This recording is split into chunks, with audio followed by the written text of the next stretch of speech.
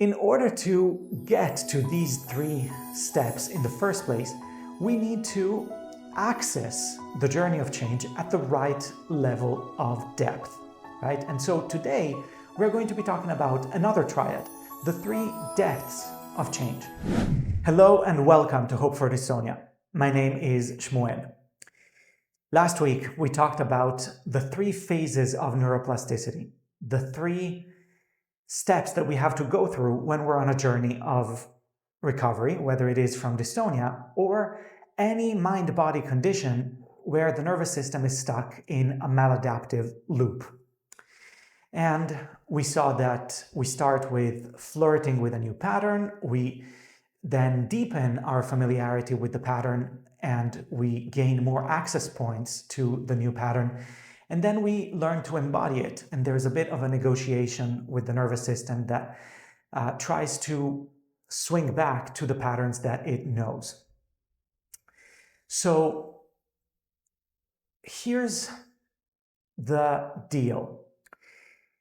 In order to get to these three steps in the first place, we need to access the journey of change at the right level of depth. Right? And so today we're going to be talking about another triad, the three depths of change. The number one reason, if you ask me, why people fail at dystonia recovery is that they approach change at a level that is too superficial. And let's get right into this and see how this actually works. We're going to start with an analogy that you all know from your own lives or from the environment. And that is with smoking cessation.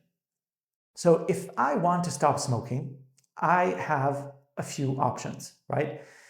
I can get someone to yell at me and tell me to stop smoking. And if I'm scared enough of the person, when this person is around, I'm going to avoid the cigarettes. But the minute this person goes away, I'm going to light up the next one.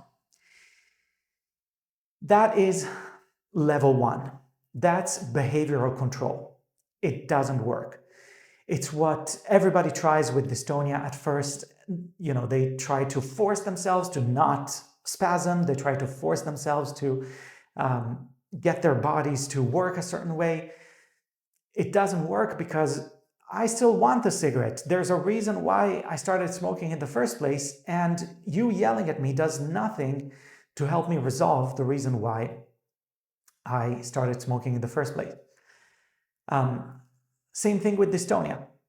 There's a reason why the body learns to do what it is doing, and if we try to white-knuckle through it and try to force the body to do something else, we're not really addressing the underlying reasons, right? And so the body, will try to obey a little bit, and then actually it creates more tension and it just doesn't work. Okay, so level one, behavioral control, doesn't work.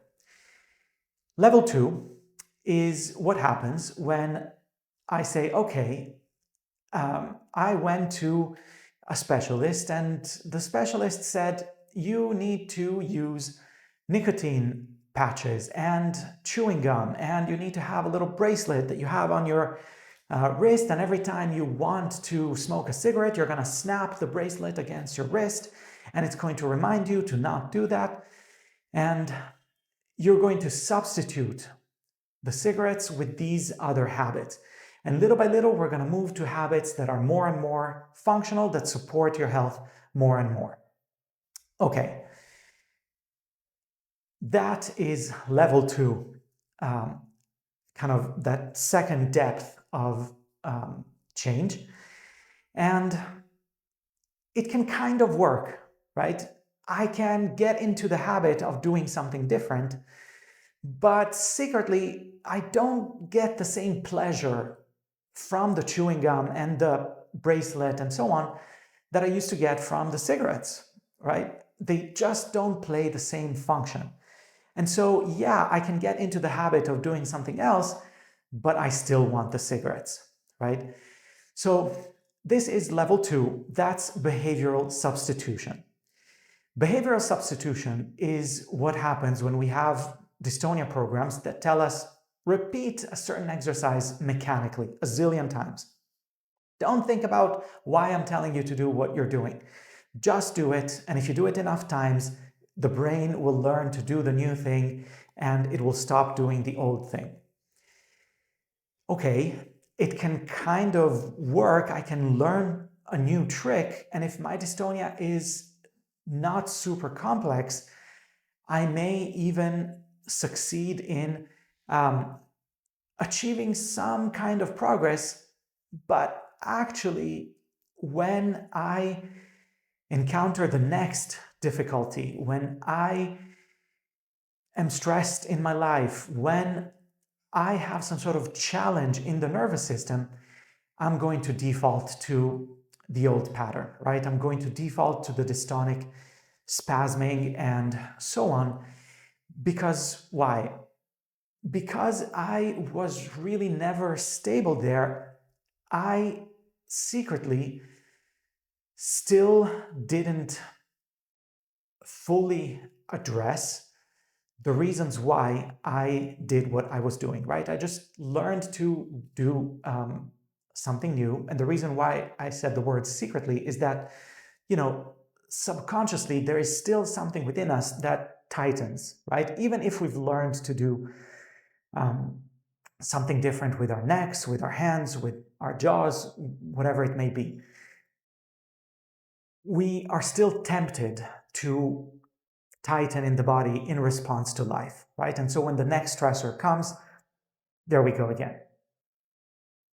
And, with the cigarettes, it would be like saying, okay, if I have stopped smoking, but then, I lose my job, I'm back to smoking a packet a day.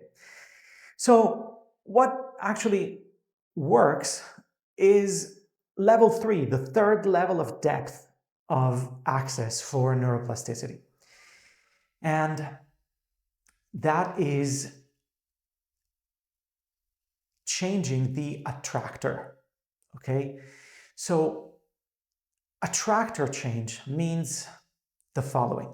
It means recognizing that any given behavior, any given set of patterns in the nervous system, be they physical or psychological, be they an addiction or what have you, are the result of a process of maladaptive neuroplasticity. And this process of maladaptive neuroplasticity is rooted in certain unmet needs, right? And it is rooted in an attempt that was intelligent at the time to meet those needs, right? So, okay, I am anxious, I don't know how to soothe myself, I'm going to smoke cigarettes in order to soothe myself.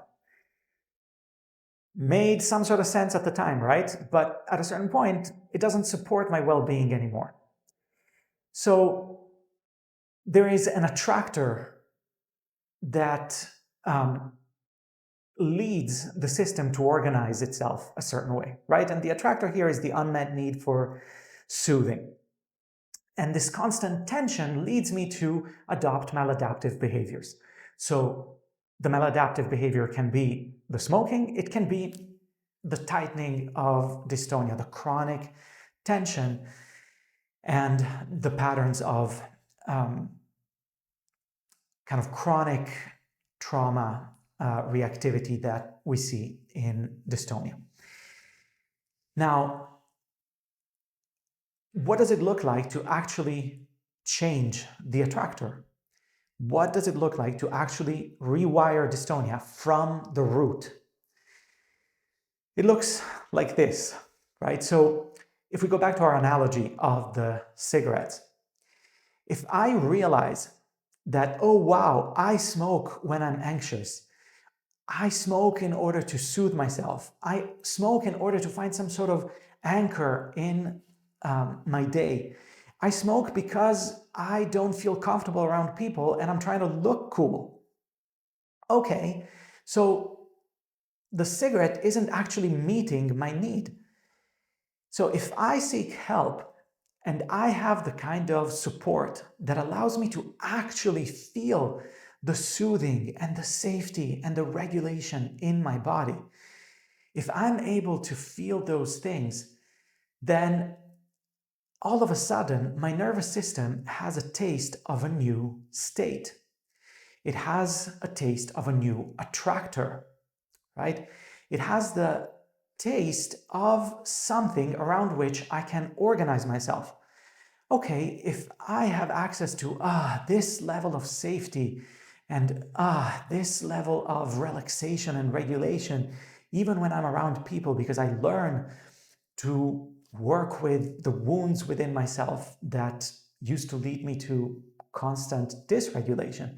If I have access to that level of safety and regulation that I feel in my bones, then I realized that the cigarettes are a poor substitute for what I was trying to accomplish, right?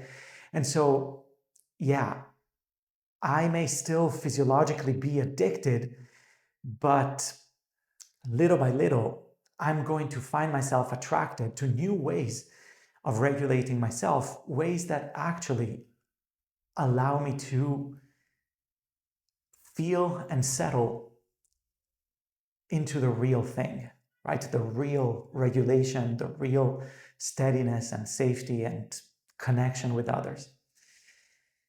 And that is it, right? That is it for dystonia as well. Our job is to lead the system to want to organize itself around regulation without us having to force it, without us having to learn all kinds of tricks, right, that are just brittle. And when I speak of tricks, I mean, tricks with a specific part of the body that we're trying to rewire.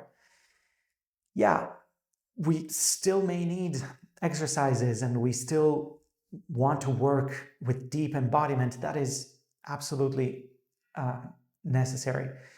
But if we want to give the specific rewiring that we work on in the body a chance, the whole system need to want to organize itself around symmetry, around regulation, around the ability to relax and let go of tension in the body. So these are the three levels, the three depths of change that we can adopt with our journey of dystonia recovery. The platform that I built, the Hope for Dystonia Self-Healers Academy, is built around that third and deepest level of change, right? It is built around helping you find the kind of embodiment, deep embodiment, that allows you to feel into your cranial nerves and into your body in a way that really allows you to recover parts of you that you have forgotten. And it is built around meditations and practices that you do individually and that we do together during the coaching. Practices that really allow you to work with the wounding that we all carry within, right? That leads us to be chronically dysregulated. And it allows us to create that new attractor state. So if you're curious about this, if this speaks to you, the natural next step is for you to check out the link in the description below. It is a link to resources that are invaluable. Resources that can help you make sense of what is going on for you and can empower you to take charge of your journey of healing, empower you to become the healer rather than the patient. And these resources are free, invaluable information that I wish somebody had shared with me when I was in the thick of it. So thank you for your attention. Much love to you, and see you soon.